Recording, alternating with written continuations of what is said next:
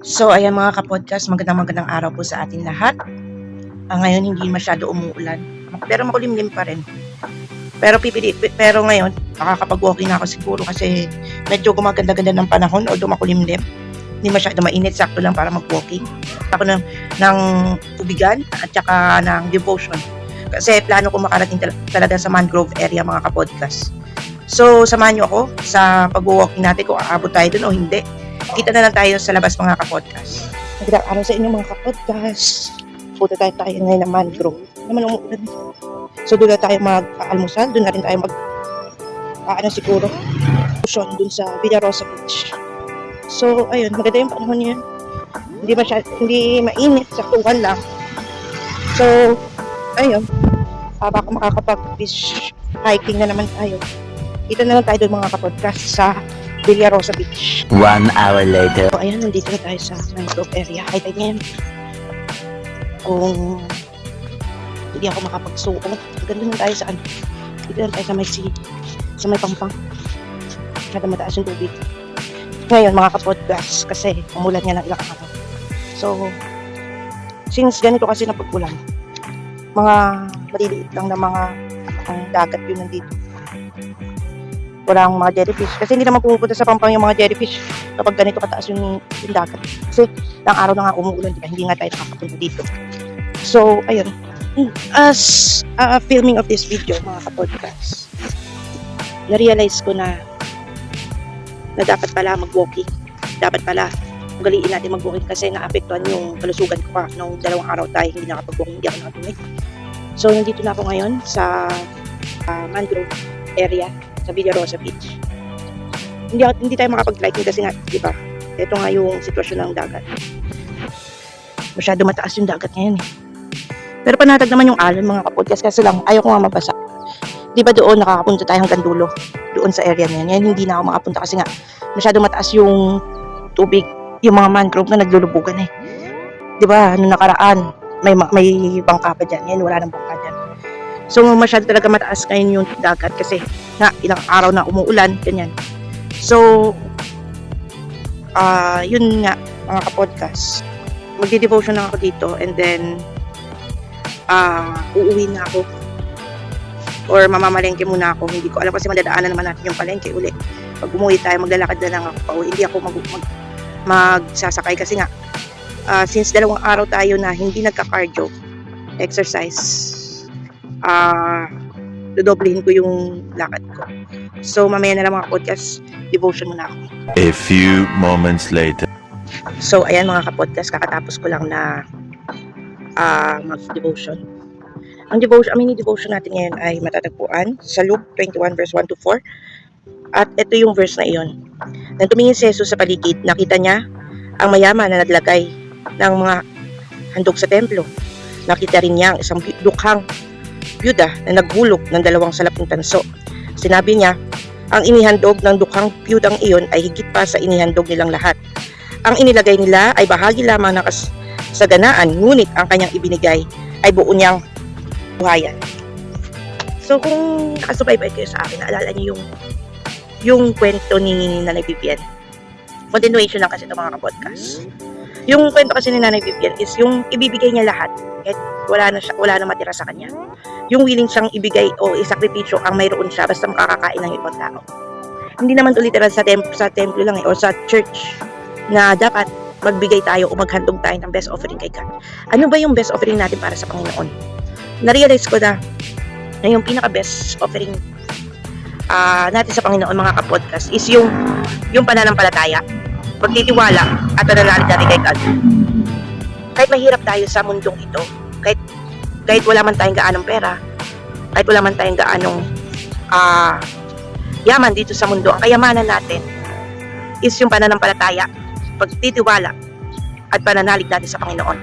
Dahil yun yung hinihingi ni God na offering, yung magtiwala lang tayo sa Kanya, yung magsakripisyo lang tayo para sa kabutihan niya, kaluguran niya. Yun yung pinaka best offering na maibibigay natin for the Lord.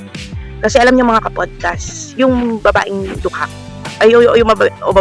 yung babaeng byudad na yun, yung natitira niyang pera, ibinigay niya pa sa templo. Ano sabi ng Panginoon? Binigay niya yung buong at ang pinakadakila sa lahat is yung babaeng Yuda kasi binigay niya yung buong meron siya. Kahit walang-wala na siya, basta may ma-offer lang siya sa Panginoon, kaligayahan niya. So, ganun din sana tayo mga kapodcast na padatiliin natin yung essence of giving na dapat maging maganda. Kasi may mga mayayaman nga na lagyan sila ng bigay. Bandang huli, isusumbat pa nila. Bandang huli, nagbibigay nga sila. Pero, hindi yun yung pinaka-best offering nila. Bakit? Dahil, portion lang yun ng kanilang ari-arian o yaman sa mundo. Gaya nga ng sabi ko kahapon, hindi naman natin madadala sa langit ang kayamanan natin. Dahil nga, ang kayamanan natin dito sa mundong ito ay pagsamantala lang. Pero ang kayamanan na ibibigay sa atin ng Panginoon ay panghabang buhay.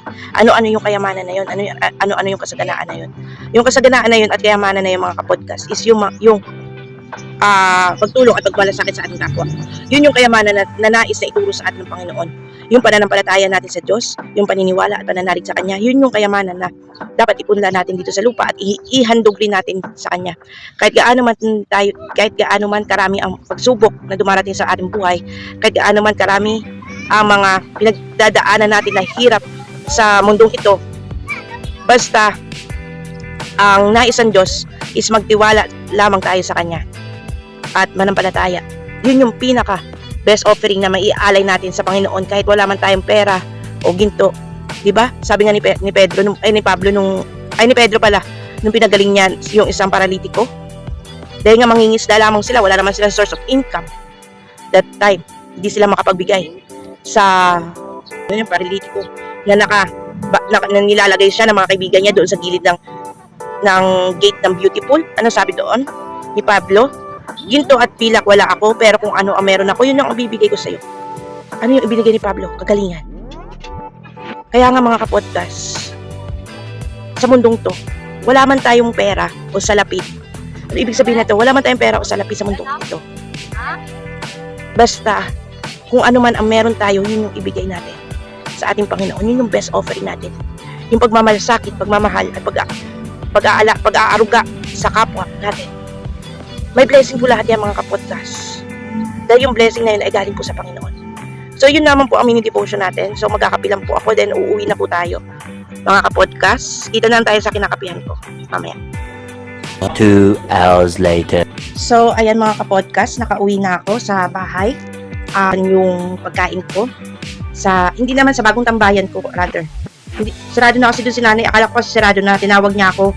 Lumipat na pala siya ng pwesto. Doon na siya sa gilid ng isang malaking gate doon. So, ayun na nga. Nag-almusal na ako, kumain na ako ng kanin, lupiang Shanghai, itlog.